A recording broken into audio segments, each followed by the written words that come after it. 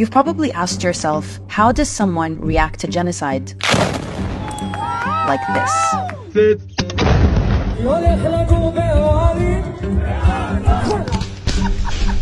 With your babies here. The answer is they've been conditioned to, and it starts in their education system. Here are 3 examples of how Israel teaches the dehumanization of Palestinians.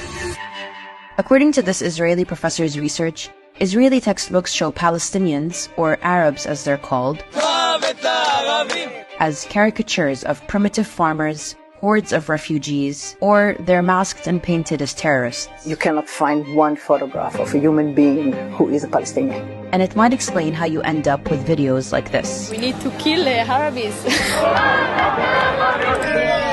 The way they are represented are as the problems and threats. And since they never or hardly ever meet Palestinians face to face or speak to them, although they may live 50 to 100 meters from them, this is what they know.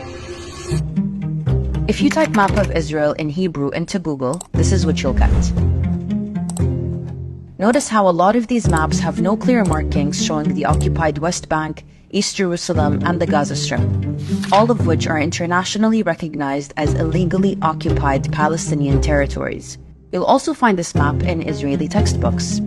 It's how you end up with illegal settlers colonizing more and more Palestinian land, claiming it's their God-given right.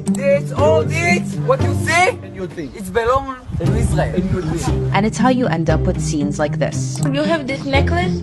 That's Palestine, yeah. This is Israel. הארץ שלנו. כל הארץ. כולל עזה. שומרים את גוש קטיף. Students in Israel are taught about the Holocaust starting in nursery school all the way to the 12th grade. Part of that learning is looking at horrifying images, or exercises that encourage students to put themselves in the shoes of the victims and relate to the experience. The identification of students with the victims isn't a coincidence. It's an intentional policy by the Israeli Ministry of Education.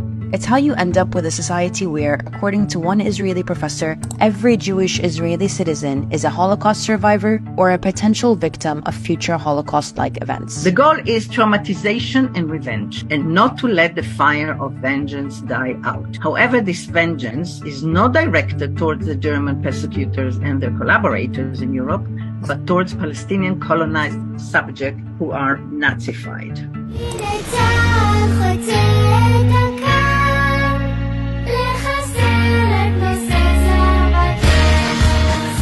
The fact that Palestinians had nothing to do with the Holocaust and that they are the ones currently being exterminated seems to be irrelevant. With this weaponization of the Holocaust, Zionism isn't seen for the settler colonial racist ideology that it is, but as the savior of the Jewish people. And it's this thinking and this fear that is weaponized to justify the violence of the Zionist state. That it must exist and do whatever is necessary to defend itself so that another Holocaust would never happen again. That's how you end up with videos like this. It is a terrorist organization which murders Jews because they're Jews. Once the Jewish people were defenseless, no longer. So why does this matter? Israelis spent 12 years in this education system, teaching them to dehumanize Palestinians and see them as people looking to eliminate Jews, not an oppressed, colonized people looking for freedom. And once they graduate, most Jewish Israelis will go straight to the military to do their 2 to 3 years of mandatory service, where they become the front lines of apartheid and occupation. That's how we end up with videos like this.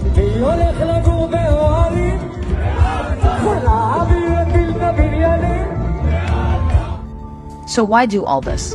Well, Israel can only exist as a Jewish state if it manages demographics to maintain a Jewish majority. And it does so by displacing, imprisoning, and murdering Palestinians routinely. And the only way to get Jews to participate in this is by convincing them that it's the only way for them to exist safely. Seeing Palestinians as people who want to live in peace and be free doesn't fit into that plan. Subscribe for more and support us on Patreon.